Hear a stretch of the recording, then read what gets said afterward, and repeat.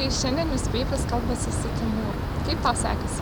Man sekasi gerai, aš tikrai negaliu skųstis.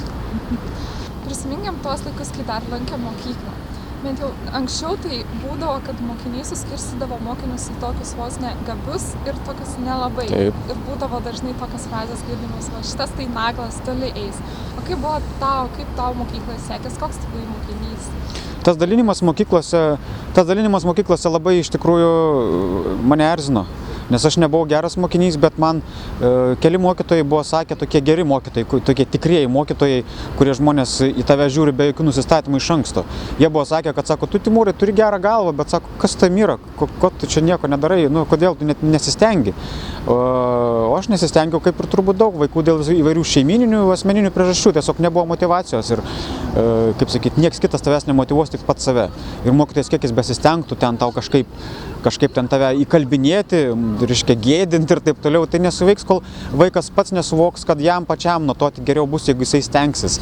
Bet buvo tokių momentų, kai jau besimokant kelis kartus gerai, kažką ten padariau, reiškia, sėkmingai pavyko ir ten išmokau kažką, gavau gerą pažymį. Tai buvo irgi vienas iš gerų motivatorių, bet paskui kažkaip dėl galbūt palaikymo trūkumo, taip toliau kažkaip, vėl viskas taip, žinai, nurimo. Tai aš sakau, nebuvau geras mokinys, aš buvau toks vidutinybė prie tų prastesnių šiaip. Tai aš kažkaip, mano tikslas prieš kiekvieną trimestrą, arba ten prieš egzaminus jau vėliau, tai būdavo tiesiog praslinkt kažkaip, žinai. Bet niekada nenusirašinėjau. Vieną kartą bandžiau, gavau vienetą, baisingai supyko ant savo tos istorijos mokytojos, kuri man šiaip sugadino paskui visą 12 klasės trimestrą, bet jau tada ėmiau nusirašinėti iš nevilties, nes buvo 12 ir kažką reikėjo daryti, čia kažkaip išsisukti, nes nežinau, nei ką aš noriu daryti, nei kur, bet galvoju, anglų kalbą stosiu, nes vienintelis dalykas, kuris man gerai sekėsi. O ten reikėjo istorijos ir ten gavosi, žodžiu, kad jinai man sugadino ir aš tada taip pat.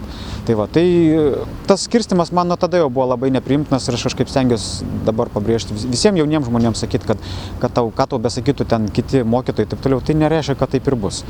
Nes visų pirma, jie vadovaujasi savo patirtim, kuri dažnai yra vidutinė. Čia yra faktas, nes dažnas mokytojas yra vidutinybė tokia, kad, graudu nedarosi. Jisai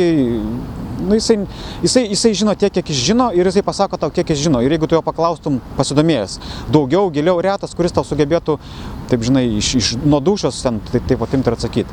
Tai mokytojas ne visada yra tas aukuras šviesos. O kartais, kaip tik tais, mokytojas, kuris 30 metų savo darbą dirba ir pasako, ne, tu šito nesugebėtum. Ir kiti taip įsitikina, kad visą gyvenimą tą mintim ir gyvena, jog ne, šita veikla ar kita veikla ne man. Tai kaip tu pats, pavyzdžiui, susidariau įspūdį, kad nelabai reaguoji kitų nuomonės, iki savo tikslo, o ar skaitai komentarus, vis tiek esi kritiškas savo, kai pažiūri į save iš šalies? Aš komentarų jau senai neskaitau, kartais iš tokio dar vis to tokio primityvaus, reiškia, curiosity šito, žinai, tiesiog kur nors ten įlendi kažką pažiūrėti. Bet šiaip neskaitau, nes dažniausiai, aš tokią teoriją išvedžiau iš patirtim grįsta, kad jeigu yra peržiūrų ten, 19 ar ten nes 10 tūkstančių ir ten būna komentarų, žinai, ten 100, 200, tai dažniausiai rašo tokie varguoliai, dušelės ir protelio, kurie, žinai, verkia dėl visko, kad čia viskas jiems blogai ir kaltina tik kitus. Nes dažniausiai komentatoriai yra kiti kalti, bet ne aš. Tai aš komentarų neskaitau, o į mokytojų tos žinai, tokias, ten kaip nebūdavo, kad specialiai gesina, ten sako, žinai, kad čia jau tas jau visai, žinai. Bet tiesiog būdavo tokių, ten, kaip sakyti, įkvėpimo mažai būdavo. Daug sodinimo ir paskui tiesiog taip klostėsi visas gyvenimas, kad, žinai, stengiasi nenusiristi kitą, žinai, labai žinau, aš aiškiai žinau nuo mažens, ko aš nenoriu. Nes turėjau gerų pavyzdžių, kad aš žinau, kad aš tikrai nenoriu baigti kaip tie, reiškia, centų prašytojai prie parduotuvių, ar ten įvairius kiti tokie mėlynos išgau, aš kažką tikrai turėčiau daryti kitaip.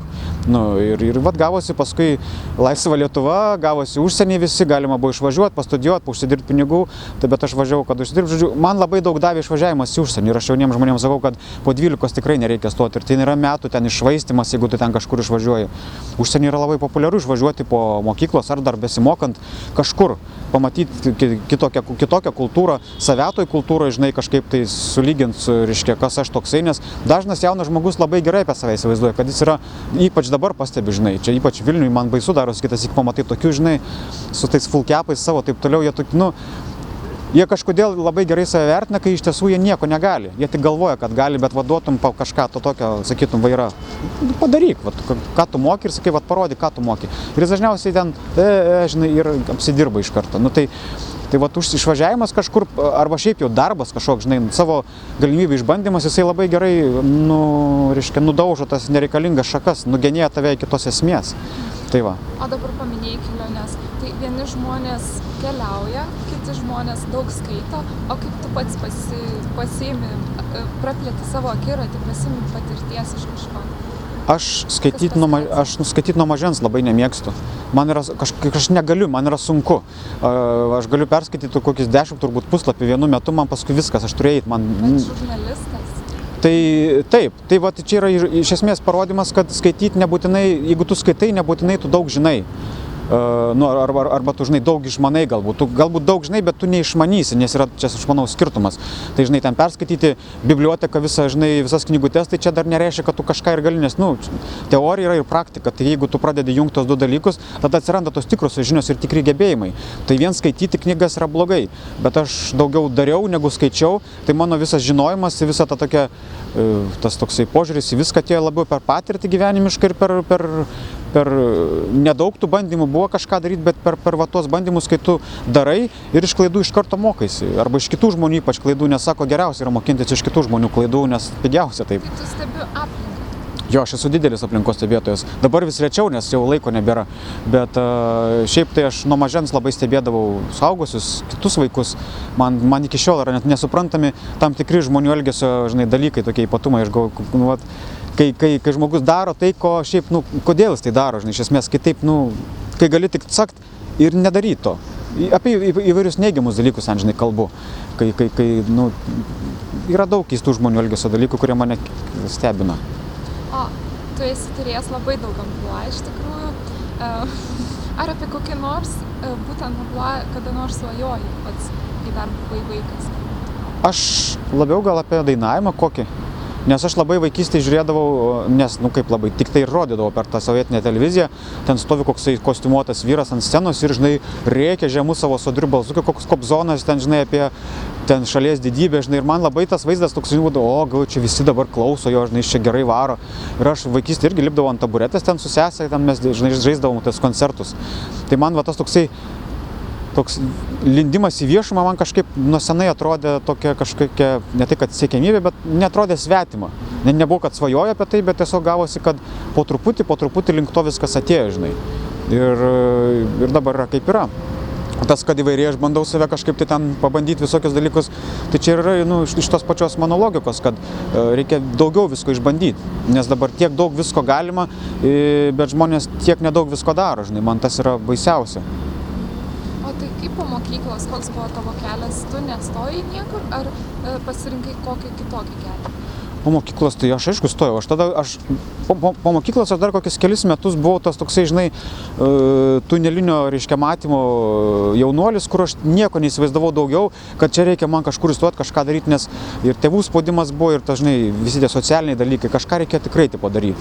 Ir aš tada iš bėdos stojau į Klaipėdos universitetą, į anglų filologiją. Tada labai komiškai ir juokingai pavėlavau į egzaminą, nes pavėlavau į traukinį, traukinys atvažiavo vėliau, aš ten, žodžiu, bėgu jau vidury pabaigos, ir toks uždusęs visą auditoriją, tai galvas pakyla, žinai, į duris, kas čia dabar, ir aš sakau, į egzaminą, ir tada man paduoda į tą lapą, aš ten kažką, žinai, ir neįstojau. Ir paskui parvažiavau namo, aš ten pradėjau trinti, kažką meluoti, kad čia, žinai, ką sakiau, neatsimenu, bet kažkaip, žodžiu, ten išsitryniau, kad paskui atėjo iki manęs tokios kalbos, kad Telšiuose ten šalia priima į tą, dar aukštesnioji tada buvo. Mano tėvui tai buvo profkė, ne jokia aukštesnioji, žodžiu, čia yra blogai. Tai va, bet ir jie darė gudriai, jie padarė taip, kad paskutiniai, pas juos, reiškia, buvo vėliausia priėmimo data. Jie susirinkdavo visą, reiškia, tos krituolius, žinai, jo, tos sugedusius vaisius. Ir taip aš, reiškia, stojau tenais, ten reikėjo praktinių tokių dalykų. Ten buvo stojamieji piešimo, tapybos ir kompozicijos. Aš nė velnio apie tai nežinojau, man tai buvo pirma, aš atsistojau ten prieš tą vazą, žinai, su lapas, pieštukas. ir galvoji, ką, ir žiūri į kitus ir bandai, žinai, ten kažką iškeverzuoti. Ir šiaip įdomu būtų pamatyti man dabar tą piešinį, kas ten gavosi. Tai tapyba irgi buvo baisi, kompozicija, tiesiog, sakau, iš tokio bendro žiūrėjau, kas kaip ką. Ir įstojau ne dėl savo kokių ten sugebėjimų, kad aš ten, žinai, apspjojau ne va tai vaikus, kurie ten jau tapo ir dažo gal nuo seniau. Tiesiog tuo metu, tais metais stojo daugiau vaikinų ir nusprendė mokyklos valdžia, kad padarykim vaikinų grupę. Tipo. Ir čia bus, nes labai trūko toj specialybei. Specialybė buvo dailės ir darbų, dabar dailės ir technologijų, gudriau skamba, pedagogika. Tai stojo, reiškia, daugiau vaikinukų ir sako, padarykim grupę ir padarė ir taip aš įstojau per visiškai netyčia. Ir paskui ten besimokydamas, ten, reiškia, labai gera specialybė, nes paragauju daug įvairių dalykų, ten medžio darbai, kalvystė, įvairiausi tokie, žinai, geri fiziniai darbai. Tarp jų buvo paskui dizaino pagrindai. Ir jų paragavęs pagalvojau, kad čia dizaino galbūt daugiau norėčiau, nes visai tada gerai ir pasisekė ta užduotis ir visai kažkaip taip jaučiau, kad ten reikia gal fantazijos tokios, taip, tokios išmonės, tai visai gal gerai būtų. Ir taip pat išsivažiavom. Tai būtent nuo to dizaino ir galbūt užvedė tave šitas dalykas ant kelio, kad būtent kaip tu susijai su kameromis. Jo, tai taip ir gavosi, kad bestudijuodamas aš tą dizaino tos pradmenis, sumašiau, kad man jau čia turbūt reiktų, tai buvo antram kurse, kad čia man reiktų dabar kažkaip stoti jau gal kažkur geriau, jau aš jau tipo 2 metus pasimokiau, dabar esu jau čia labai profesionalas paišytojas ir tapytojas. Ir tada tais metais važiavau į Klaipėdą vėl, bet jau dabar į dizaino tą kolegiją, kažkokia ten, žodžiu, irgi ten yra, dabar jau pamiršau. Bet jau aukštoji ten skaitėsi, žinai.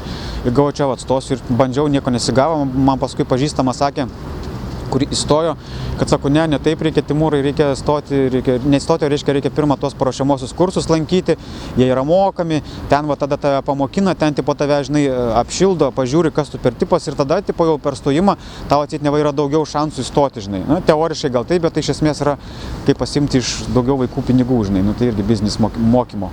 Tai va, ir tada visą žodžiu, sutrumpinant istoriją, aš stojau tada į Vilnių po to. Dar vėliau baigiau aš vis tik tais tą mokslą, nes galvoju, neaišku kaip čia bus, aš geriau baigsiu tą vieną, tai bent kažką turėsiu, tipo. Tai va tada baigiau aš tą aukštesnį, tada stojau į Vilnių, beje, besimokydamas Telšiuose važinėjau čia paruošiamosius, susipažinau čia su Tadu ir paskui, kai įstojau, jau čia savom jėgom, iš tikrųjų įstojau pirmą kartą gyvenime, reiškia, Tadas man pasiūlė, kad čia gal nori gyventi po kažkaip, ieškoti butą kartu, o aš irgi dar tada buvau toks provincialas kaimietukas biški, tai man, žinai, pasiūlė, aš gerai, man nereikės galvoti nieko, žinai, o jis jau tada ten aktyviai ieškojo, ten, žinai, su tėvais, su sesė, čia važinėjo tokiam autobusiukė žaliam savo tam firminiam, kuris Tado keliuose filmukuose ten trumpuose buvo parodytas. Ir taip jie surado tą butą, ten, žodžiu, man nieko daryti nereikėjo, aš tiesiog, žinai, taip buvau, reiškia, manim buvo pasirūpinta tuo metu. Ir begyvenant su Tadu, jis ten pradėjo rodyti savo tas pirmosius video, ką jis ten buvo daręs, taip toliau.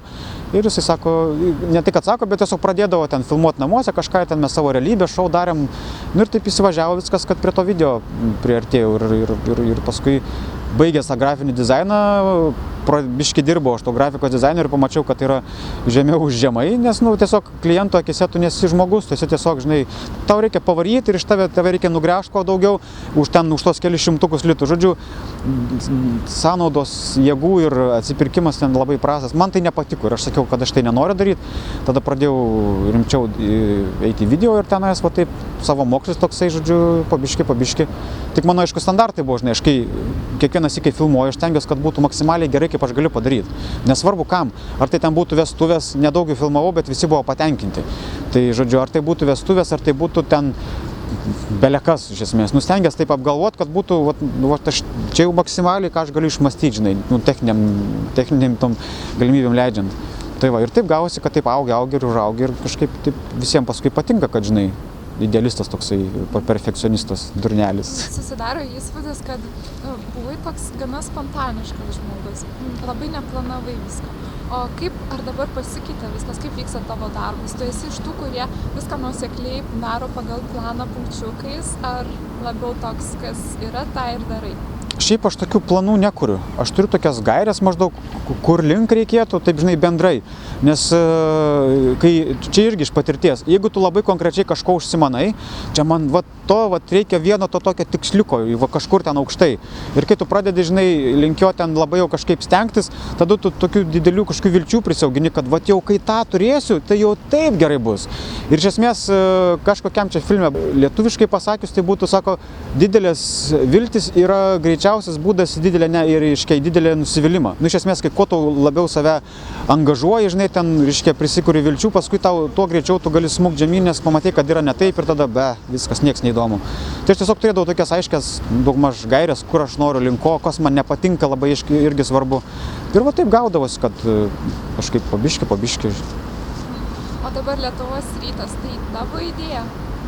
Lietuvos rytas, tai čia sutapo daug dalykų, nes prieš tai, kai baiginėjom laidą Auksarankiai per BTV, ten aš jau kažkaip pradėjau galvoti, kad čia norėtų, tokių minčių daryti tokią pseudo žinių naujienų laidą, man buvo senai jau iš tikrųjų ir sutapo tiek viskas krūvoje, nes mano pažįstamas montuotojas, kuris paskui perėjo į Lietritį dirbti, man paskambino, sako, kad ieško čia, reiškia, vedėjo arba scenaristo laidai tokiai pseudo naujienos. Ir aš taip, žinai, rankum ploju, čia gerai, aš ateisiu į vedėją pabandyti, nes rašytas aš ten nelabai rašyti mėgstu. Tai va. Ir atėjau, beje, iš vakaro kažkaip man tai pradėjo taip gerai darytis, galva taip užvirė minčių daug, žinai, galvoju, savo pasirašysiu. Pasirašiau savo tekstuką, atėjau, paskaitėm ir jie turėjo savo tekstą, tai kai aš jų paskaičiau tekstą, tai taip, sakau, aš dar savo turiu, tai sako, paskaityk savo. Ir kai paskaičiau savo, jiem ten labai viskas gerai patiko, susimontavo smagiai, ten parodė tai savo, reiškia, target auditorijai ten, kur būna, ten, žinai, irgi juokingas dalykas. Ir taip viskas ten buvo gerai ir taip pat sutapo, kad tapau ir rašytojų, ir vedėjų, ir tokių man atidavė viską, sako, ir daryk, tipo, gerai, čia bus viskas, daryk. Ir pats pirmas jau video buvo grinai tavo parašytas scenarijus. Jo, tai visi scenarijai, šiaip iš televizijos aš nieko ten negaunu, jokių ten, žinai, man nebūna, kad čia dabar apie tą rašyk ar dabar apie tą, nes pradžioje dar irgi su kolega scenaristu ten, žinai, paskaitydom tos atsiliepimus, tai ten, tipo, žinai, čia dešiniųjų rūporas, ten, žinai, tokie politiniai gilūs, kažkokie matymai, ko nėra iš esmės, žinai, tokių konspiracijų matytojų, gal ten, žinai, pezalai. Iš esmės būdavo, tai tiesiog yra tokie įsitikinimai mano, kuriuos aš tiesiog, taip, žinai, iš jų ir gaunasi tos naujienos. Ten nėra jokios televizijos, reiškia, indėlio į tą, žinai, laidą. Tai ten, jeigu kažkam kokia kontroversija kyla, tai čia yra grinai mano pozicija ir ten telikas yra ne prie ko, nelietuviškai sakant. Vis tiek tos laidos būna labai tokios sarkastiškos, ironiškos. Į ką siekia atkreipti dėmesį, grinai per tas ironiją, sarkazmą ir kodėl būtent pasirinkai šią? Aš pagalvojau, nes, matai, aš kai darau, aš taip irgi, kaip sakau, stengiuosi daryti ko galima geriau. Ir aš pagalvojau, kad ir iš patirties yra tokių panašių laidų, čia nieko nuostabaus, tas žanras čia yra ne naujiena, tai ten irgi, žinai, einama per sarkazmą ir tą reiškia ironija būtent dėl to, kad tai yra taikoma į žmogaus vertybės, į jo dalykų matymą, žinai, tai norima kažką tai keisti. Tai nėra, kad ten, žinai, čia ne anekdotai, kad tu pasakei ir pažvengėm ir išsiskirstėm.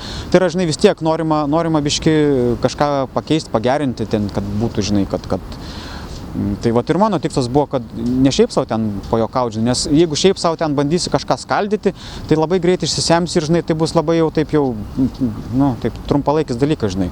O kai tu ėmiesi kažkokių gilesnių, tokių svarbesnių temų, tai tada yra ir plačiau gali rašyti, platesnės temos ir tai va. Ir kaip tau sekėsi, lauki kokio atgalinio ryšio? Tai jo, sulaukiu, buvo ir tokių neigiamų, ten rašė Vilius Navickas, buvęs Vilniaus meras, neva tai šventuolis didysis, žodžiu, kad yra, žodžiu, jis nesuprantu, ar jis ne apsipūtė, žiūrėjo, ar kas jam ten, žodžiu, kad jisai nesuprato, kad ten yra taip. Ten, aišku, gal buvo tokių jau per stiprių pavartota, ten yra, žinai, tam žanre yra tokios plonos ribos, kur ten, tipo, geriau neperžengti, nes tada jau yra. Aš jų stengiuosi ir neperžengti, bet jis jau neva užpyko, kad čia taip nebuvo, taip toliau ten, reiškia, būna, kad išlenda, bet šiaip daug, iš esmės, tai labai nedaug yra tų pykstančių, žinai, jeigu jie pyksta, tai tyliai, nieks nieko, tai čia daugiau šiaip buvo, reiškia, galbūt kai Graužnienės tas sūnus dingo, žinai, tai ten irgi pradėjo man ten, tai jau čia dabar kaip jūs čia, kaip tavo Timūrai čia jauties maždaug, čia tu kaltas, žinai. Tai aš nemanau, kad aš kaltas, žinai, nes aš paskui ten kažkurią dieną jam ten konkrečiai per televizijos ekraną ir sakiau, kad sakau, gera mama nebūtinai yra gera Seimo pirmininkė, sakau, atskirkim tos du dalykus, žinai. Tai čia irgi, sakau, bet čia irgi, va ta laida, žinai, jie noriu šiek tiek ir šokiruoti žiūrovą, nes, kai tu biški supurtai, tai tada ir nupurtai ten dulkės, žinai, kažkokius kerpės, kur tu ten įsivaizduoji kažką. Tai aš kažkaip, nes dar Lietuva šiaip gydosi iš esmės. Sovietmetis pas mus dar nepraėjo visiškai, žinai. Jauni žmonės, kurie ateina, jie labai tokiam vidutiniam arba vyresniem atrodo labai kraštutiniai, tokie per laisvi tipo, žinai. Tai va tuos ir norisi kažkaip taip labiau palaužti, žinai, prajudinti, kad jie labiau žiūrėtų į ten, kur civilizacija, o ne ten, kur diktatorius sėdi ant kalno, tipo. O ar vedant rimtas žinių naujienas save įsivaizduoji? Ne, aš negalėčiau vesti rimtai, nes va tai, kaip dabar tos žinios ten pas mane yra daromos, tai aš tik taip jas ir įsivaizduoju. Aišku, geriau dar galima padaryti, bet rimčiau tai niekaip. Nes aš negalėčiau skaityti ir ašgi dabar pažįstami kolegos yra, reiškia, tie žinių vedėjai. Tas pats Marius Jenčius yra pokštininkas iki negalėjimo ir man yra juokinga, kai jisai stovi labai rimtai, bet jisai matosi, iš jo dar eina tokia, žinai, tokia gera tokia aura, kai jisai skaito, kad ir kokia ten tragiška naujiena būtų, tu iš jo tą tokį žmogišką ryšį jauti, žinai. Tai man tas labiausiai ir turbūt kliūna žiniose, kai, žinai, skaito robotai tokie, arba jeigu juokauja, tai tipo taip, žinai, jau labai taip kaip kokia kalbininkė, žinai, taip labai neįdomiai, lėkštai ir taip. Tai tokios žinios, manau, yra gerai. Kaip vyksta pats procesas tavo žinių naujienų rašymo? Tu iš pradžių pažiūri tikras naujienas, tada jas kažkaip perfiltruoji ir sugalvoji pats? Iš esmės, dažniausiai taip yra ir pas mus toksai su mano scenaristo kolega toks virtualus, reiškia, dokumentas, kur mes ten rašom, metam idėjas, tokią rodą kaupiam, nes būna dienų, kai ar dėl saulės išsiveržimo, ar dėl mėnulio fazės tiesiog nesigalvoja. Būna prastai arba įvykių nėra, žinai, tiesiog kažkaip tai.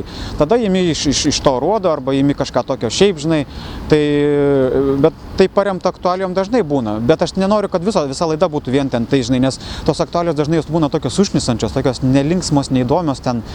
Tai dėl to norisi visą laiką įdėti tokių linksmų, ten orai, sportai visokie, ten, žinai, žvaigždžių naujienos, ten kur toks, žinai, pop toksai. Tai iš esmės taip. Dažnai būna taip, kad aš iš vakaro žiūrėdamas žinias, specialiai žiūriu žinias, nes jas rodo prieš mano laidą, savo laidą irgi pažiūriu, kad matyt, kaip atrodo, kaip žiūrovai, žinai, plus ten žiūriu, kaip mano ten šeima reaguoja, žinai, ten kada mama juokiasi, kada ne, ten daugmaž supranti, žinai, kiek jau ten liaudžiai patiks. Tai tada žiūriu dar naujienas ir tada iš jų dar būna, pamatai tokių kokių juokingų, absurdiškų dalykų, žinai. Nes iš esmės žiūri kritiškai į kiekvieną, tai ir iš to gaunasi. Tai labai man patinka tie reportažai, kur pasiseka kartais padaryti, paimi tikrą reportažą, kur ten buvo apie sudegusią aludę Panevėžyje, tai buvo tikras įvykis ir paskui ten reikia tik labai nedaug ir gaunasi labai juokinga. Arba apie ruonius tos pačius, kurie valgo žuvis, reiškia tų. Tai tokių, aš ten kažkaip vis neprisiruošiu paprašyti, kad mūsų, reiškia, žinių naujienų, tas žinių redaktorius, net žinių naujienų, kad žinių redaktorius daugiau tokių lengvų naujienų, žinai, apie tokią visišką buitį, kad padarytų, tai jos labai juokingai paskui pasidaro į tokius. Tai žinių naujienos, Timūrai, kas toliau? Kokiu dar turi svajonių, kokią formatą laidą padaryti? Šiaip tai logiška būtų ir dabar taip kažkaip organiškai gal link to ir eisim po truputį, kad toks pokalbių šou, žinai, atsirastų galbūt, nes tokių irgi aš teliko užkulisiuose girdžiu, kad norinčių yra ją daryti, bet kažkas ne taip. Tai tokį norėčiau, nes labai dabar atrandu smagų, reiškia, interviu to tokį tipo, žinai, kai Užkalnis buvo Ščegolevaitė, Pancerovas, tas, reiškia, Lietričio, tai su tokio tipo intervais darant, žinai, nes, ten kalbėti labai jau taip paprastai ir ten skaldyti kažkokie, žinai, šilanskinius juokelius, tai nelabai, o tai kai taip biškai įdomiau, protingesnė auditorija taikai, man tas labiau patinka. Nes liaudžiai greit patiksi, greit ir nepatiksi, o geriau jau kai patinki biški tokiem geresniem žmonėm. Tikiuosi, kad tavo laidos paskatins tas diskusijas. Sėkmės toliau jose. Aš irgi jums linkiu sėkmės, dar gyvuokit 1000 metų, kaip mes mėgstam juokaut. Ir sėkmės jums, kad tik didėtų jūsų klausytojų, ir skaitytojų, ir žiūrovų ratas. Labai ačiū.